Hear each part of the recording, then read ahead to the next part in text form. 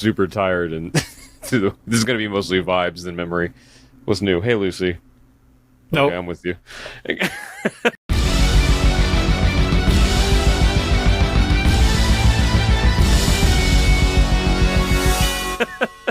Welcome to Cyclops is Waiting for Me, an X-Men animated recap podcast with Wolverine and the X-Men, episode 8, Time Bomb. I'm Rod, and I'm going to be up front. I don't understand this episode, really. I mean, I understand what happens in it. I don't understand why, but I guess we'll get into it. And I'm JC. You can find me on all social media at the John Carl, TheJohnCarle. Not Carly, because I grew up with people calling me that. Cyclops is Waiting for Me is our bi-weekly podcast series. We're going back and watching every single X-Men animated episode we can find. This podcast started with the original 1992 X-Men the Animated Series, which was building up to the release of X-Men 97. Along the way, we completed X-Men Evolution, and we launched our companion podcast show, which is all interviews called the Xavier Files. And now, because we know that X-Men 97 Season 2, which I think would be funny if they called it X-Men 98, but that I don't think they're going to, is dropping in 2026. We're dedicating the entirety of this year to Wolverine and the X-Men. You know, it's funny. New Rockstars actually had a fun conversation about, is it going to be called X-Men 97 or 98? Mm-hmm. Because would you just go by years? But then they were like, it probably depends on Hollywood politics, right? So there's some circumstances where royalties could be worked out different and stuff, and right. That's where if something went more than 3 seasons, like that's why they would switch the name, because like raises would have to take place in certain shows and stuff like that too. Yeah, because are there certain circumstances where stuff is like our awards, like it's a limited series for a certain award season, but then it gets renewed for a second season. They can just say like, well, we were planning on being limited for this is all the stuff that those guys talked about. They know the inside baseball that I don't.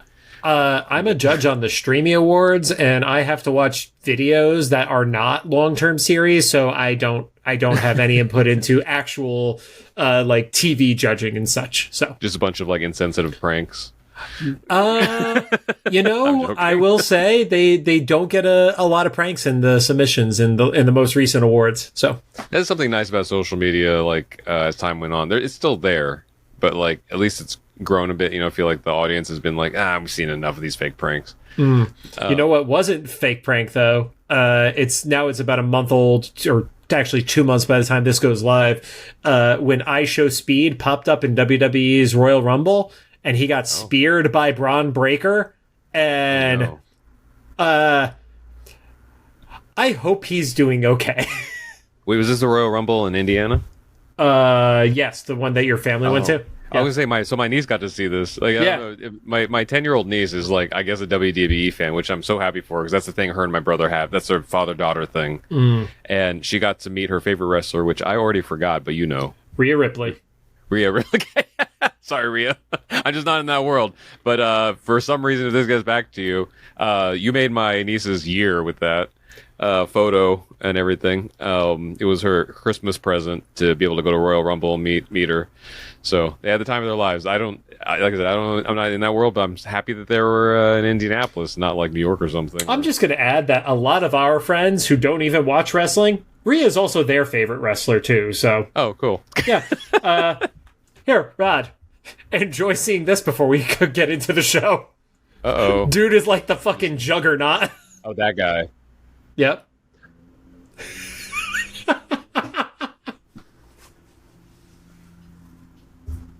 Yeah, he's not okay. Yeah. I haven't met him, but we've crossed paths in some bigger creator friends things, and I'm not saying he's frail, but he's not as solid as that dude that just clotheslined him. Just speared him out of his soul. Yeah. Anyway, so some quick reminders. We're a recap show about a series that started over 15 years ago. There will be spoilers. If you don't want spoiled for you, pause the podcast, watch the episode, and come back. And we're currently not sponsored by or affiliated with Marvel Animation, Disney, or Disney Plus in any way. Speaking of Disney Plus, we're about halfway through Daredevil as the time this is airing, right? Hopefully it's still great. I think we both... have you gone past the first episode yet? First 2. Yep. Oh, you get the first 2? Yep. So I think we both like it, at least the first episode. Holy crap, that first 15 minutes. What the... Yeah. It's an emotional show. Yeah, we won't put any spoilers in there. Nope. I will say, like, it's too new that I don't want to spoil that for people. Yeah. Yep. I will say, like, I think the 2 episodes, I like when they stagger release, like, numbers and stuff, you know? Mm-hmm. So having the first 2 come out first was a nice way to kind of set up expectations, because not that the second one, I think, is, like, weak or anything, but... it's a different storytelling style of episode. Yeah. For anybody that doesn't know this outside of LA, this show had not, like, a bunch of reshoots, but, like, one overhaul, right, of the story. And you can tell that the first episode replaced whatever original pilot they had. Mm-hmm. And then the second episode had some inserts of stuff that needed to happen, but overall felt like the original second episode or one of the original episodes or something. So it kind of gave us a taste of, like, okay, so this is the hopefully flavor between these two of the show. But it's good to see everybody back again. I'm not quite sure if I agree with the claims before that it's just as or more brutal or gritty than the original one, but they do get the shock value out of it. I will say that. Like, I winced in real life watching it. If you know, like, ooh, okay, they got it. The only thing I will say with regard to that is, obviously, the thing that gets compared to everything from a violent fight scenario, because it was some of the best fight choreo of anything that has been produced by an American studio, was the hallway fight. Mm-hmm. I don't think we got the here's your hallway fight yet by the end of episode 2. I think the fight that you do see in episode 1 is solid. I do not think that's the hallway fight moment for this series, though. So, do you think that they attempted to make it that, though? Because it felt like they tried. I think it was inspired by the hallway fight, but I think what is going to be the most memorable and brutal fight that we get will be later in the series. And there are probably people right now who have already watched it, as our future selves have, who are screaming at it because they're like, it was in episode 5, whatever the fuck that ends up being. So, or this, if you were listening to this after the series is over, like, holy crap, they didn't do it. Yeah. Way to go, John. Your predictions suck. Why didn't you predict that fucking Matt Murdock was actually a mutant Ninja Turtle like Rod did? Right. And then I just throw my phone into the fucking street. Watch that be the prediction you make. Fuck you, Rod. The Ninja Turtles will pop out of the... I hate you. Although, you know, I will say, because I think, wasn't the report that the first season got split into 2 seasons? So the second season might have some stuff that we expect to see in the first. It wasn't supposed to be something crazy like 18 episodes or something. I don't think I followed it as closely as you did. I think originally it was supposed to be like a really like a traditional Netflix, you know, series where it was like the 20 some odd episodes or whatever, or close to 20 episodes. But then then when they retooled it, they split it into 2 seasons or something. But overall, great. Like Charlie Cox and Vincent D'Onofrio are like amazing at this. And also shout out to Justine, Lily, and the Newton Brothers for the score. They killed it. Like, well, the Newton Brothers for the score. Lily also got some vocalizations on this, and Justine and the music supervision team. I messaged her right as the first episode ended. Like, you got TV on the radio as a closing song. That was so cool. That's a deep cut for Disney. Where are we in the script? I don't even remember. Oh, Is I it think it's Don't Forget? Yeah. That was such a tangent off of it. I literally forgot whose part it was. Don't forget to follow us on social media with smaller contained things like opening of X-Men 97 packs on Cyclops, IWFM Pod on Instagram, Threads, Blue Sky, Facebook, maybe TikTok. Who fucking knows at this point? And now on to the show. Today we're going to be talking about Season 1, Episode 8, titled Time Bomb. It aired on March 6, 2009, and currently sits at a 7.5 star rating on IMDb. I guess if this is to introduce a new character, I was not familiar with the character. I don't know why I closed that. I'm going to need at the end of the episode. We'll come back. You should. You don't know it off the top of your head? Yeah. This character I wasn't familiar with before. So that was what I was looking up right at the start of this episode before we started recording. I'm not shocked you don't know the character. The character was really not a meaningful character until 2006, 2007. Okay. Do you know what happened in 2006, 2007 in the comics? I don't know. The Civil War. The original comic version of Civil War. Nitro is the inciting incident that led to the Superhuman Registration Act in the comics. Okay. So Okay, so he would have been important. Okay, I could see why they put him in here then. So, for anybody who wants a quick comic book history lesson, and there are definitely comic book fan videos, podcasts, etc., who could give you a better breakdown of this, but the Civil War started because the group of heroes called the New Warriors flubbed a mission as they were going after a group of supervillains, as they were literally recording themselves for a TV reality show, because reality shows were hyper relevant in 2006. The fight breaks out in Stamford, Connecticut, which literally miles from where I grew up, and blows up an entire neighborhood because he's so strong with his powers. Oh, so this was the Scarlet Witch thing in the movies to a much more massive scale. Yes. Yeah, but that's what that replaced from the MCU. Got it. Yep. Okay. To the point where they also always specifically mention a school was blown up during that tragedy. So. Gotcha. Yep. So on this episode, the previously on focused on basically Rogue going to the Brotherhood, showing some of the Brotherhood stuff. Emma, basically all the people that are kind of kind of have ulterior motives, or double H. I don't know, just the shady ones. Right. You also get some of that moment back and forth where Rogue is accusing Logan of abandoning her before she joins the Brotherhood. And then we get the reminder about the Xavier Mission of the Week theory, which we were only right about for one episode. Yeah. And I guess kind of this one. I would say this one does fall into that category, yeah. But it was one episode and then 3 off episodes before we got back to it. And then the intro happens, which is cool, but we always skip it. Watch, we're going to skip these, and somebody in the comments will be like, oh, that's the one they revealed, something, Yeah. Okay, whatever, we missed it. I don't know what this place is called. I called it the Raft because I'm in the MCU world, and I don't know where else they put all the superpowered people. So whatever version of that is in here. So the Raft is usually on the water. That's the only concession to the Raft. It could be the Triskelion as well, but it's not given a formal name. It also seems like it is very much specific to MRD as opposed to Raft or Triskelion, which house all superpowered villains or high profile crime bosses and stuff like that. So I don't think it has a name, so I don't think you've missed anything. Okay. And the security is getting a notification of a potential intruder.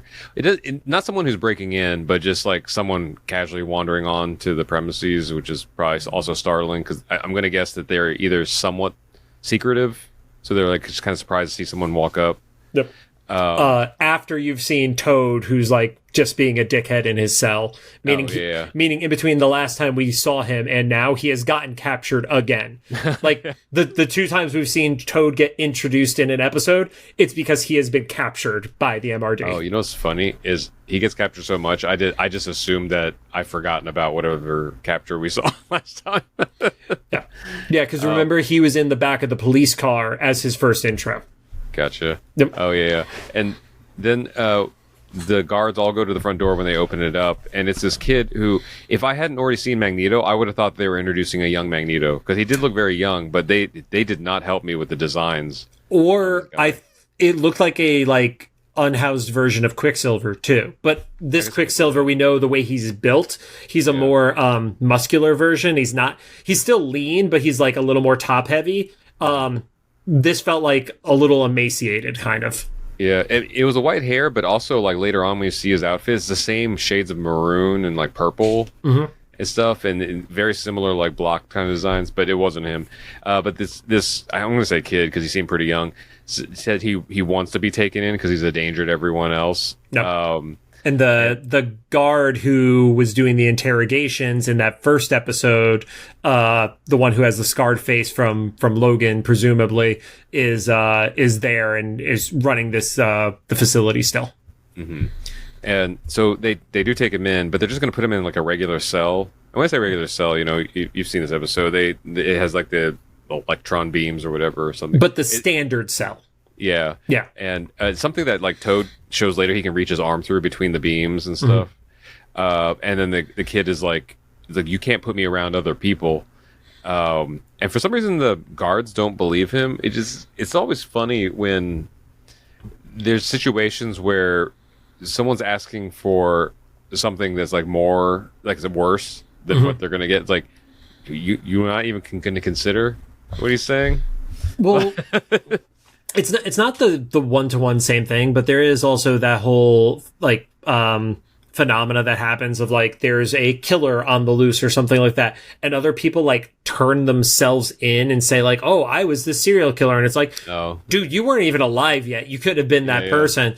So there's an untrustworthy thing to them like turning themselves in. He's like, I'm the most powerful mutant on the planet, and it's like, yeah, Toad says he's the most powerful mutant on the planet too. Get in the fucking cell. Yeah, I guess it's like when he's saying he can't be around other people, it's like I don't know a whole lot of people are asking for like solitary confinement or what we see them put him in later, right? And they don't believe him, and so as they're resisting, he starts getting kind of like, it's kind of like a little bit of like the Hulk thing where he gets angry, you see his eyes light up, and then the electricity around his head, and something's about to happen. So he gets away from the guards, he runs out, and then Toad actually for some reason licks his hand before he like sticks to the walls. It's kind of like those the toys that you would like, you know, you'd have to get the suction cup sticky to stick to all the windows kind of scenario. Like the Nightcrawler that nobody can probably sees right behind my head here on the Sentinel. No, definitely can't see him from here. But he climbs up and he can see through like a slit in the wall, which is another like security. I feel like a security flaw for like a maximum security prison. But he can see, I guess, Nitro run outside and just explode in the courtyard. He like leaves a crater in the middle of the ground. Then it cuts away to Logan waking up from sleep by Xavier in the astral plane specifically. Yeah. Well, like I thought like when it was on his eyes, he was in the mansion, but then like when he does like awaken, it's in the astral plane. Yep.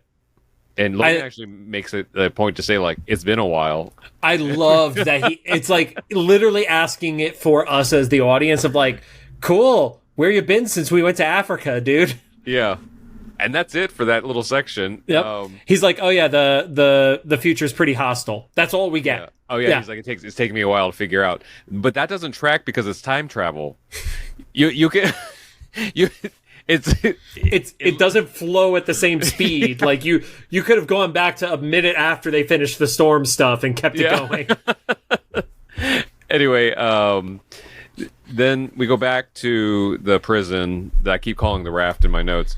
And one quick note. He specifically says that he's going to have to ask them to do something that goes against everything he has ever preached in the past. Yeah. Very edgy. Very Xavier. Yeah. Yeah. He just needs to roll in at the last moment. Like, well. So back at the knot raft, the Nitro is sedated. And I guess, are they putting him in the tube yet? I can't remember. I think. I put mutant in chamber, so yes. So they put him in the tube. That's how he's sedated.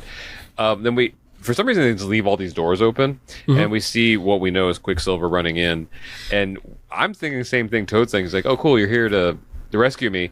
And Quicksilver says what you just said. He's like, no, you always get caught. Yep. Blob just wanted to see a reaction. Yeah. He gets out his cannon power shot and takes a... Yes. It was the camera everybody had in 2008. I loved that they literally pulled out that specific era of camera, because you don't see those anymore. Like, you know, and now if you have a camera, you have like a nice camera for video recording, but nobody has like a power shot anymore. You don't need them. So yeah, it's funny. I was actually the last couple days hanging out with a couple mutual friends of ours, Nathan and Anna. And Anna, you know, she was born in 2002, and so we were having this discussion of how life was, and I was talking about this era, like 2008, 2009, you know, like I'm going out to concerts and stuff. So I was like, so my holy trinity of going out was my phone, my iPod, and my power shot. So the iPod would go in the car to listen to music, and then the phone and the power shot would go with me to the concert, so I could take pictures and have my texting device with me, or Yep. my Razor specifically, you know. Yep. And I know some people had iPhones at this point and stuff, but like I don't feel like it was quite as ubiquitous just I yet. mean, the first iPhone, like, it had like 12 apps on it that were all just from Apple. Like, it wasn't even open marketplace for apps and stuff. So and it was just AT&T for a couple versions, right? 3 versions or something like that. something like that. So yeah, it is wild because it wasn't that long ago, but it was. Yep. Anyway, so he takes the picture. Toad is like, before he leaves, he's like, "Wait, what if I know how I can help you with your secret mission?" That the job that you said we can't pull off. Yeah, and Quicksilver runs out to. We find out Blob and Avalanche. Why did I say like Avalanche? Avalanche. Are waiting outside. I love they're within line of sight of the mutant detecting like team.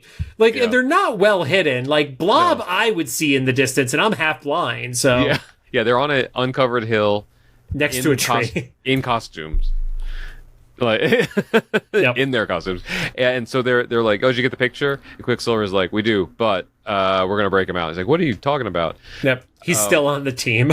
Yeah, he's still on the team, and he has a way for us to do the thing we want to do. And so they break in to get him out. They take the kid, I keep calling him the kid, the Nitro. Yep. They break out Nitro. I gotta say, I love how they went and did it, where Quicksilver, after Nitro creates a big distraction by actually like busting in with like a pseudo earthquake thing, he grabs every single security card from all of the people as he's knocking him out, and he brute forces by just swiping all of them with the key card. And then he does the thing that we all wish we could do in like an escape room, where you just brute force the passcode of like 11111, 11112, 11113. He literally just does it so fast that it brute forces the passway through to raise Nitro up. I love that they did that. That actually made me realize something about Quicksilver I had never thought about before when he was doing the password thing. Was like, he cognitively has to run really fast too. Yep. Very similar to Barry Allen's story with the Flash, that he's living. If he has to move at the speed of a regular person, he feels like he's living in slow motion. Yeah, so it's like he is super smart, but not in the traditional sense. Just because he's smart because his processing runs faster than everybody else's, not because of the storage. Not because he's necessarily. He's moving at a fast clip, but he's not necessarily wiser than other people. Yeah. So they take Nitro out back at Cerebro. Cyclops is yelling at Emma for not finding Jean fast enough, and that's our Scott. Yeah, it's funny, and I haven't seen the Scott Emma situation, but I've heard it described from like you and a bunch of other people so much. It's funny seeing this like little quarrel right here. Yeah. That situation. Yeah. It's funny seeing this little quarrel right here, because it's like, what if Emma can't find Jean? Then what happens? You know. And Emma's I'm not going to do the hand sign again. And then Emma's basically like, she says it much nicer, but she's like, she might be dead. And then she's like, yeah, we're done. And Scott's like, what? You're just giving up? And she's like, nope. It's like she just hits this like pseudo like poshy bitchy version of Emma so well. Yeah. Because it's like, no, it's not because I'm done. It's because of this. And then Wolverine walks in and is like, I need you to do this thing for me. Yeah. And Logan says she needs Emma to find the Brotherhood. And he's like, and Cyclops is like, what? And Logan's like, well, we have to rescue this kid that they broke out of this facility and then give him back. And Cyclops is like, what? No. Like that goes, and Cyclops is ready to storm out because he's like, we're not going to rescue a kid just to turn him back into the government that we're trying to be free from. He's like, Xavier came to me and said that if we don't do this thing, then half of all mutants get wiped out. There's a weird logistical thing with this when they explain what was going to happen later. Yeah, I was legit like because he's gonna blow up half the world and like population distribution. Like I was very not sure, but I was happy with the payoff that we do get later. Yeah. So yeah. Then we cut away to another facility. This for a second was confusing for me because it looked very similar to the previous one, but this one's another MRD facility. It reminded me a little bit of the desert facility from Captain Marvel, where it was just like, here's a random base in the desert, because the desert's by New York. Yeah. Yeah. And so Rogue and Domino are scoping out the area. Domino, okay, I think I'm finding something I'm not loving about the show is Domino's presence, because she's not exhibiting any luck powers anymore. As this episode specifically keeps going along, nothing goes in her favor. I would argue when they break into the facility, every shot is a perfect shot.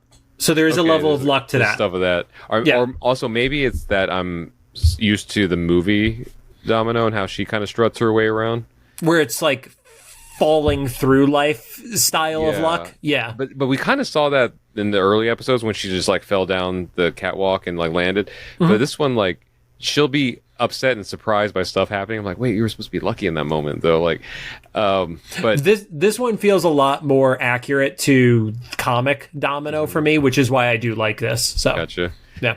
And so also massive boob window. Yeah. Boob window. It's another metal band name. Which I believe the first time I heard that was in reference to Power Girl from DC Comics, actually. Oh, gotcha. So, yep. And this is where we get the name drop that the kid that I've been talking about is Nitro. Blob breaks into the facility just by brute force. They just like rips open like the cell doors and stuff. Real fast. They do have a quick like back and forth between Rogue and Quicksilver, where Rogue is really starting to show dissent for what he's doing. And Quicksilver is trying to use like we didn't kidnap him, we liberated him. Yeah. And like, it's nothing he's saying is technically inaccurate, but it's all manipulative. So it's very gaslighty with that regard, Yeah. Yep. And so they take the kid so they break into the facility. They don't take the kid. They take the kid into the facility, and like you said, Rogue wants to help him, and then he's like, that's fine. Then the Quicksilver just like yeets him into an elevator shaft. Yeah. Like, hope you don't die.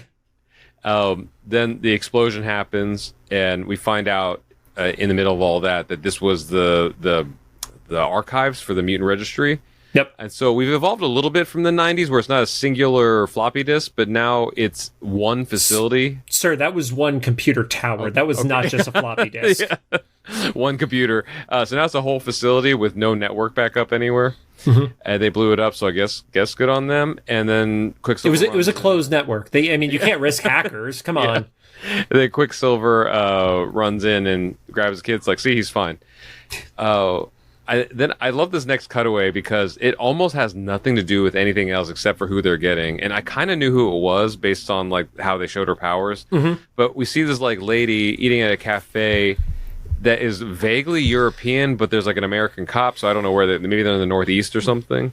It felt like a New York cafe. Yeah. So she's enjoying coffee and like reading something, and she sees a mom run out with her kids, trying to plead to a meter maid to not give her a ticket. She's like, I just ran in, I have kids, and the kids are screaming and stuff, and the meter maid. The kid screaming was the most annoying audio possible, and I get what it's doing, because yes, it's supposed to be him screaming is what makes her make her decision. I don't think she would have given a shit if it was just the mom by herself, but the kid screaming, I'm just like, I don't know, make the kid run into traffic or something like that.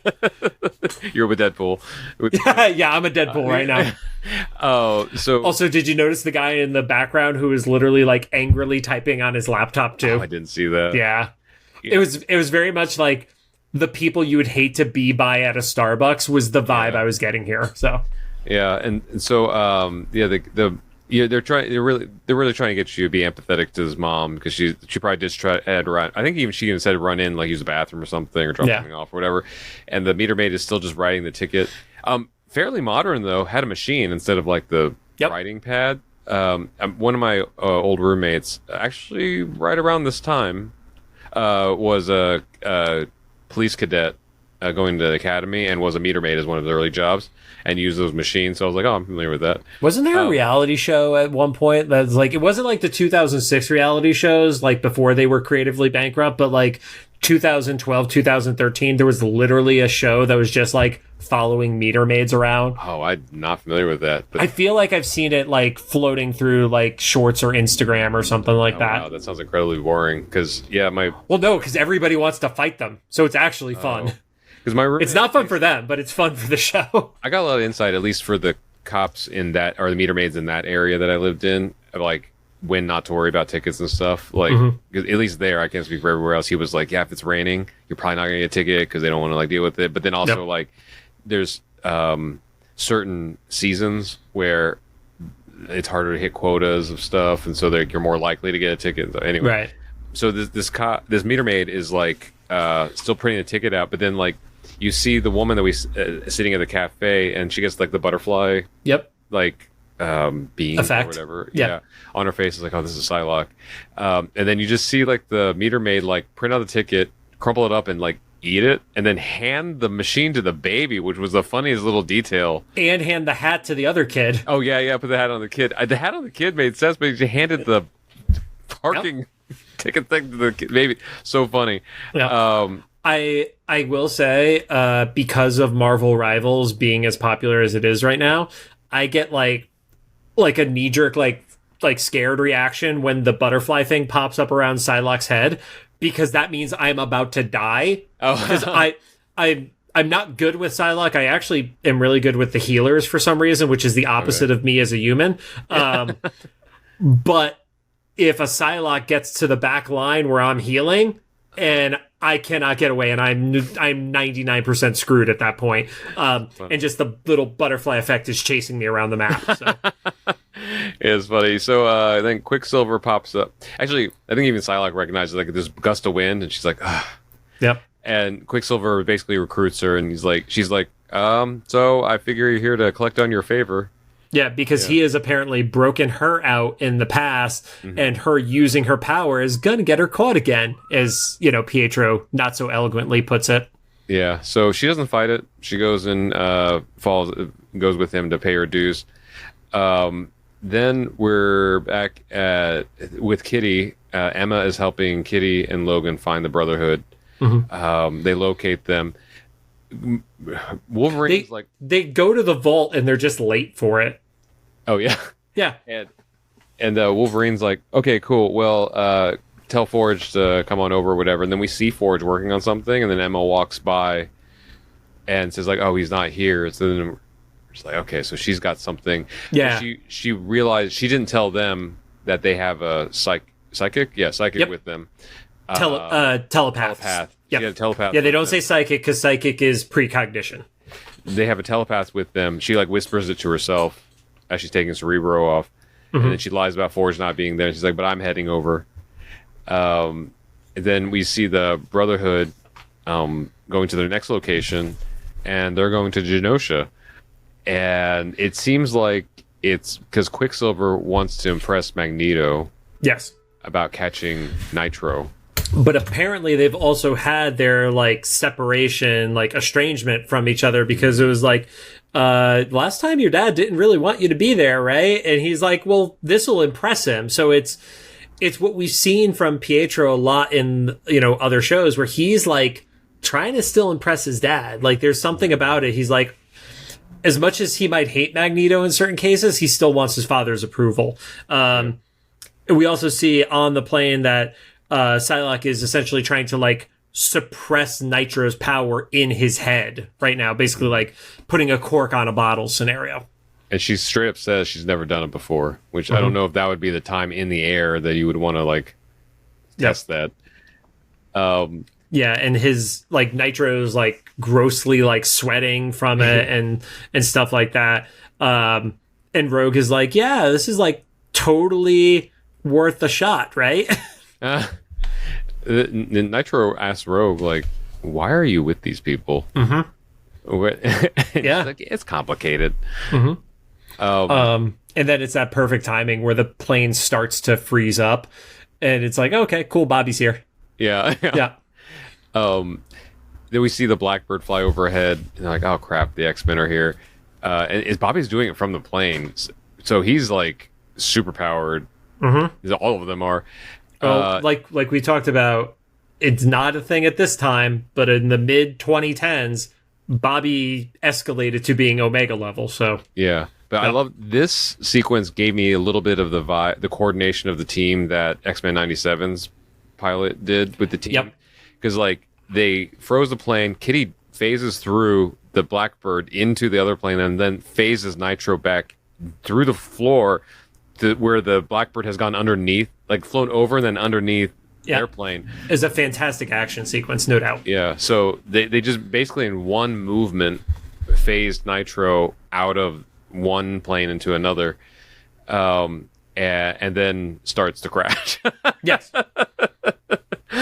But Bobby, because Domino in response has perfect shots, and again, that's where it's a little more subtle. Like, oh, she's just really skilled. It's like, no, she's shooting out of a moving plane at another moving plane with a handgun.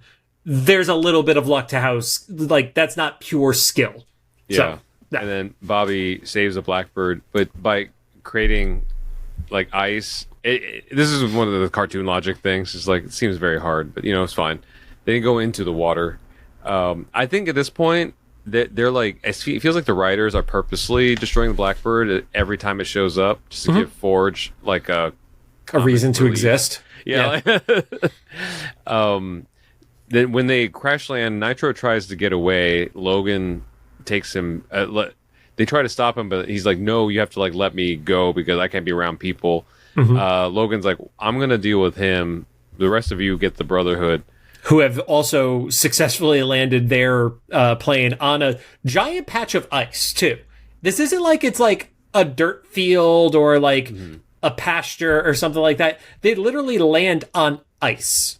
And then Blob immediately destroys their own plane, which I don't know how they're planning on getting back. Okay, so important question here. How did he get into the plane in the first place? I had the same question, because the only thing I could say is like if this version of Blob is somewhat malleable or whatever, but I don't think he is. The point that he was trying to make was he was too big to go through. That's why he ripped the door open and no one had a problem with it. But how did he get in the first place?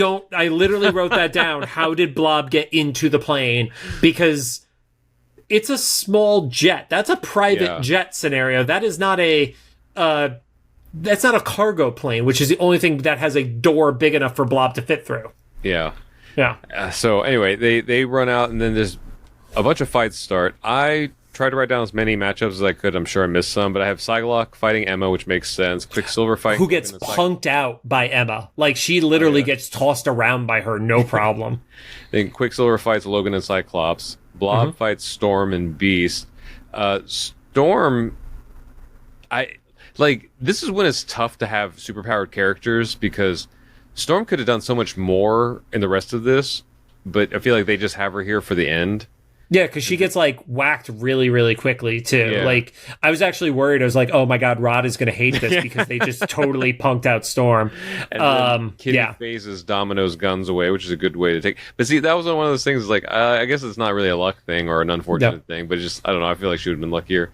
I love the interaction that happens at this point where it's Pietro and Logan going back and forth, and Logan literally calls Pietro stupid. I didn't catch that. Yeah, because he was like, Rogue is over to Nitro trying to like help him as he's like starting to like overload, and Pietro's like, oh shit, I didn't know this was gonna happen, and Logan literally calls him stupid. Right. That's right, yeah, and that's when Storm creates like a whirlwind, not quite a tornado, and like there is a quick moment where Quicksilver looks like he's going to go at Wolverine, and Wolverine is about to commit murder, and Bobby saves Quicksilver by freezing him in place, like right before Logan's claws would have punctured Quicksilver's body. The writers share our frustration because they intended to kill him. Yeah. I love there's with that moment, Logan's reaction is yelling at people to stop saving him. Stop saving me. Toad is like, I'm just going to stay in the plane because we're not going to beat these guys. Yeah. And that's where Nitro starts to go nuclear. So yeah, and then Storm whirlwinds him up in the air, and it seems like I mean, maybe that was the point of her getting knocked around a bit. She's kind of straining to get him up, because we've seen Storm do like a lot more, but she's kind of slow to get him up, because I feel like a more powerful Storm would have just like whooshed him up in a heartbeat. Yeah, and gets him barely out of blast distance. As he explodes, and then he like lands on the ground. I feel bad for this dude, because it feels like he both can't control it, and it takes everything out of him every time it happens. Yeah, which is a very different version than the comic Nitro, because comic Nitro is like, oh no, I'm going to set myself off and fuck all the collateral damage. This version is definitely a more empathetic version of Nitro. He is not a villain by choice kind of scenario. Yeah. And that's where we do get the, if we hadn't stopped you, you would have been on Genosha already. That must mean that the vast majority of the world's mutant population is on that island, which we know is a bad idea. Feels like that isn't logistically possible to have every mutant. Also, we've seen so many mutants not on Genosha, So unless maybe it wasn't, maybe he was just talking figuratively, not figuratively, like kind of in rough estimates, like half is like. I mean, could it be the scenario where, like, when you're talking about the mutants we've seen outside of Genosha, we've seen a couple dozen at most at this point. And if Genosha is a population, I want to say in the comics, they said it was like 6 million or something. I could be wrong on that number. But if you have a couple hundred outside of Genosha, 6 million in Genosha, if you kill half of Genosha, the math still works out that it's close to half the population, maybe. Yeah. But so I guess get the point. Like, they were going to take Nitro to Genosha. It was going to do bad things. It was going to result in a lot of mutants dying. So yeah, and this was the first episode that felt like it delivered on the implicit promise we had from Xavier a few episodes ago. Yeah, because this technically this feels like how shows used to be like in the 90s for us, where like we could watch it out of order. And it still makes sense, but it still did follow like an overall continuity. Like, with the exception of maybe some like power sets and stuff, and maybe Rogue's storyline, you could have missed this, and then gone back to it, and it wouldn't have been like a huge deal or something. Yeah, considering we don't know where Rogue is going with her storyline, then like maybe that's the only thing of like if she does jump back over by, let's call it the half season mark or something like that. But yeah, like they're like, cool, we're taking him in. She like awkwardly waves to him, and Wolverine just like doesn't even react to her as he walks by. Yeah. It's really sad. Yeah. Yeah. So yeah, they take Nitro back to the MRD. They put him back in that little tank thing, and and Nitro lives every millennial's dream of just sleeping.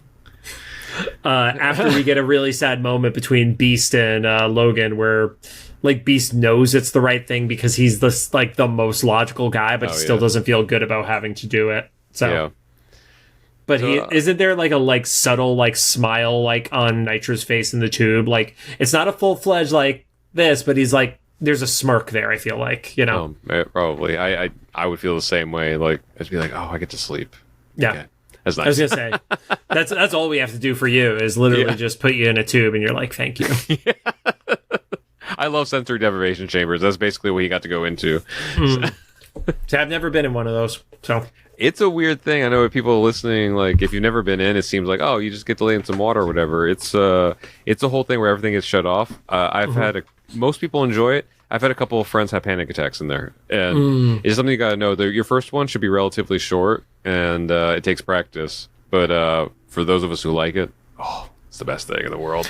Was it The Simpsons that had the episode where somebody got put into the tank and they didn't realize that they were like getting thrown all over the city and stuff like that? They just thought it was like a water ride, basically. Like they thought they were hallucinating all the motion that was happening. I don't remember, but maybe that sounds like something Simpsons would do. I feel like it was a Simpsons episode or a Beavis and Butthead episode, and I can't remember which one. It's not Family Guy. No, it's not Family Guy. I do know the show Fringe is basically centered around it. They take LSD. I haven't done that yet and gotten in the tank, and then they can travel dimensions. Oh. Actually, Stranger Things does the same thing, basically. Oh, okay. I don't know. I only made it through season 1 of Stranger Things, so... I mean, even I think season 1 they do. They go to the upside down through the tank and stuff. I forgot how she did it. I don't remember the LSD part. So, well, no, I don't think they gave her LSD. I think they just they didn't give a child LSD. They did experiments on the child. Giving her LSD would not be the most surprising thing. Yeah, they did much worse things. Exactly. I love Stranger Things. I will agree. Season 2 is a little bit of a slog to get through. Man, season 3 is one of my favorites. And season 4, well, you've probably already heard that song so many times for season 4 that you're sick of it. But like, season 3 is really fun. What's funny about that song, I love the verses of that song. I don't love the chorus. Oh yeah, so it's like it's the It's the part that's played, but I feel like her voice is better as she's actually singing lyrics and like the verses. And like, yeah, it's the catchy part, but like, I dig the vibe of the choruses or the verses. So yeah. I'm sure you've done 15 videos about it at this point. Oh, maybe, I don't know. I like season 3 because they spend the entire season in the mall. And the mall. That's very much your MO. Yeah, and it's the best place to be, man. Like they spent so much time in the mall that they actually like reconstructed a real mall for the 80s to be in. So, oh, dude, I gotta send you a video. I'm prefacing this of it is fucking not something you should look up to, and it will probably offend a lot of people. But it's based off of a video game called Class of '09. And it's like essentially the last days of malls being a thing and teenagers in those malls. And it is, I feel awful for laughing, but it was fucking, it's so good. So yeah, if you look that up, proceed with caution, everybody.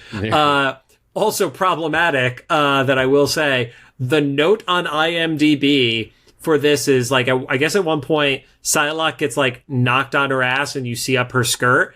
And they actually said the phrase, unfortunately, there's nothing there. Oh, jeez. Like, somebody actually went through the effort of putting unfortunately. Yeah. But it's not like not even in quotes, so it's like hinting at irony or something like that. Like, I think that was a legit note from somebody. Probably, and it was made in 2009 or something. Did they tell you when the note got added on IMDb? I don't think they do. They did, but I'm saying like... It would be good to know if it did. Yeah, the person probably added it then. It'd be on brand. Yeah. Anyway, so yeah, that was fine. I don't have many other thoughts about this, but what about you?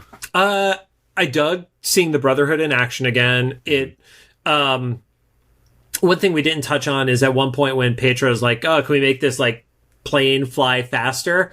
I did really like that because he's bored out of his skull in a thing where he can't do anything. Like I from a character building perspective, it's subtle, but it's super impactful when you think about what that means to him. Like, he could have ran across the ocean to Genosha faster than the plane could get there, you know? Yeah.